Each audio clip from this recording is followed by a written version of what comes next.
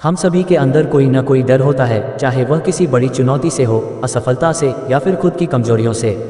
लेकिन क्या आप जानते हैं कि यह डर ही हमारी सबसे बड़ी ताकत बन सकता है, अगर हम इसे सही तरीके से समझें और इसका सामना करें।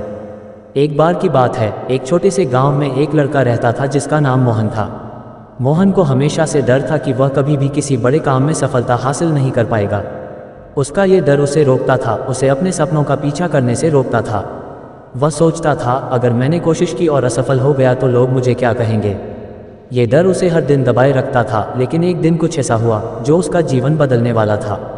गांव में एक बड़ा मेला लगा था और वहां एक प्रतियोगिता हो रही थी, सभी को अपनी कला दिखाने का मौका मिलेगा।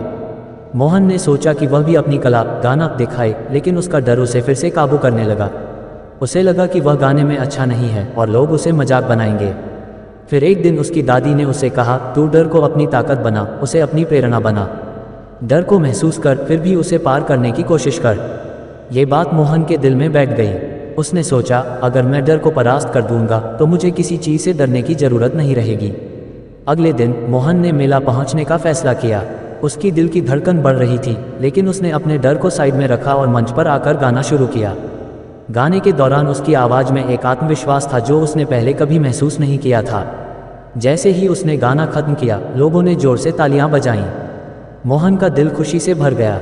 उस दिन मोहन ने सीखा कि डर कभी हमारी असफलता का कारण नहीं होता, बल्कि वह हमारी सफलता की ओर जाने वाला एक कदम हो सकता है।